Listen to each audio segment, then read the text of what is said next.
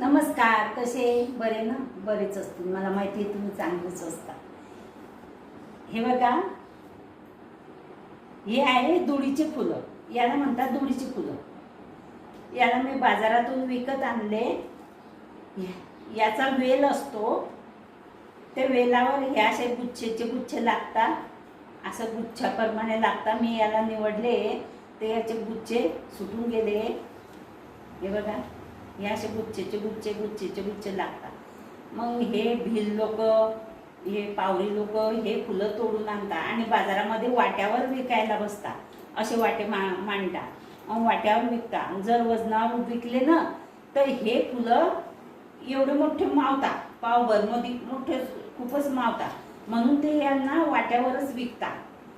तर हे फुलं खूपच छान असतात आणि याची भाजी खूप छान लागते. हे आता आणखी एखादी महिनाभर भेटतील बाजारात, नंतर हे काही भेटणार नाही. तर हे फुलं मी विकत आणले आणि याची मी भाजी करून दाखवते तुम्हाला. खूपच चवदार आणि छान, हिला रान भाजी म्हणतात. आणि हे वेलावर येतात फुलं. याचं काही झाड वगैरे नसते, वेल असतो. काटेवर, कोणत्याही झाडावर, कुपावर. कूप म्हणजे काट्यांचं असं कुंपण केलेलं असतं ना, त्याला आम्ही कूप म्हणतो. त्या कुपावर याचा वेल असतो आणि ते काट्याकुटेमधून तोडून आणतात बिचारे आणि विकतात. हे असे गुच्छेचे गुच्छे येत आहे वेलीवर. छान अशी याची भाजी लागते, म्हणून हे वर्षातून एक वेळा 2 वेळा खायलाच पाहिजे. आणि ही खूप चवदार लागते, खूप छान लागते, म्हणून मी याची भाजी तुम्हाला करून दाखवणार आहे. तर याच्यासाठी कढई तापवायला ठेवली, त्याच्यावर हे बघा, एक पळीभर तेल टाकते. हे पळीभर तेल टाकलं आणि हा एक मोठा आकाराचा कांदा कापून घेतला. हे बघा, छान असा कांदा कापून घेतलाय. या अशा जाड्या मिरच्या मी कापून घेतल्या आहेत. याला ठेचून पण करतात, पण मी मिक्सरमध्ये फिरवणार आहे. असं घर करून जाड असं फिरवून घेणार आहे. हा एवढा लसूण घेतला आणि ह्या 3-4 मिरच्या घेतल्या. तर यांना मोठे कापले. आता मी मिक्सरमध्ये थोडंसं फिरवून घेते. जिरं टाकलं याच्यामध्ये आणि हे मोहरी टाकली आणि हा कांदा टाकून घेते. हे बघा, मोठा साताराचा असा मी कांदा कापला आणि हे चमच्याला हलवून घेते.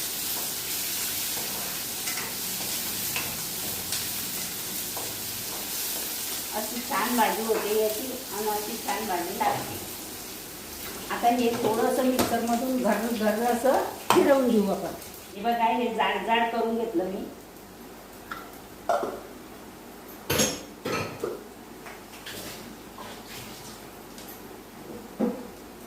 हे बघा, हे किती जाड आहे. जाड चटणी करून घेतली. असं आपण ठेचून घेऊ शकतो, खलबत्त्यामध्ये ठेचून.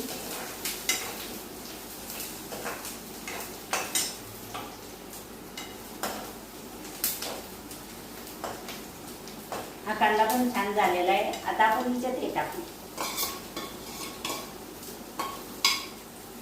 याला पण असं चांगलं होऊ देऊ. याला मी निवडून घेतले अगोदर आणि धुवून घेतले आणि नित्रत घातलेले होते. हे बघा, ओलेच आहे, नित्रत घातलेले होते केव्हाचे. छान पाणी सगळं नितरून गेलं, नाहीतर ते पच होतात सगळे. असे कोरडे होत नाही पाणी राहू दिलं त्याच्यात. तर तुम्ही त्याच्यात थोडं पाणी राहू द्या, नाही तिथे पाणी राहू नको द्या. हे बघा, थोडं मीठ टाकते मी याच्यात. जेवढी फुलं असतील तुमची त्याप्रमाणे थोडंसं मीठ टाकायचं. थोडीशी हळद टाकली, अर्धा चमचा.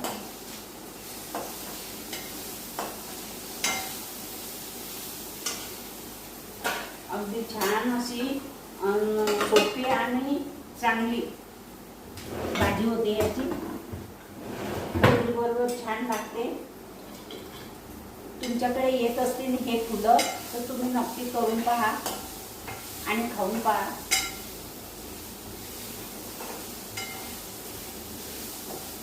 हे बघा, ही चटणी छान झालेली आहे. याच्यामध्ये हे मिरची टाकली मी ते, आणि याच्यात आता आपण फुलं टाकू. हे बघा,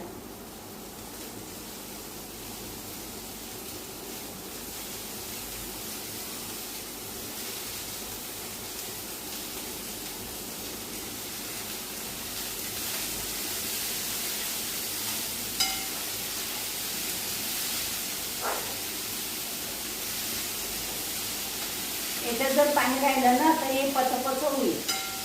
तर पचपच झाली नाही पाहिजे, त्याच्यासाठी ठेवायचे, धुवून नितरू घालायचं यांनी. असं असं होल पडलेल्या भांड्यामध्ये ठेवायचं. मग ते पाणी पाणी नितरून जाते आणि छान अशी भाजी तयार होते. गॅस बारीक करायचं फुलं टाकल्यावर, नाहीतर ते करपून जातील मग.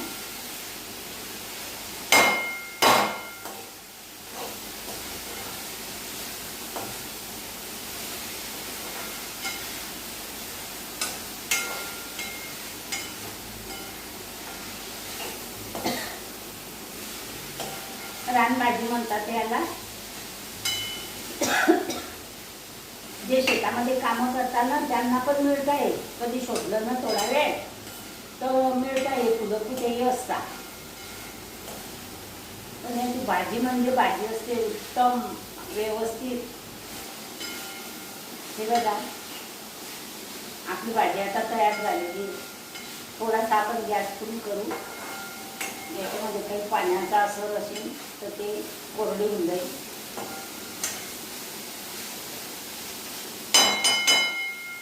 आता आपण गॅस बंद करून देऊ. कढई आपली गरम आहे. थोडंसं हलवून घेऊ. गॅस मी बंद केलेला आहे आता. आणि छान अशी दुडीच्या फुलांची भाजी आपली तयार झालेली आहे. ही भाकरी सोबत आमची छान लागते. हे बघा,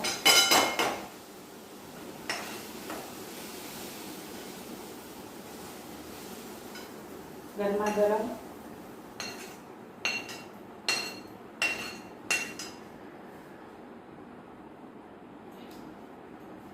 मस्त.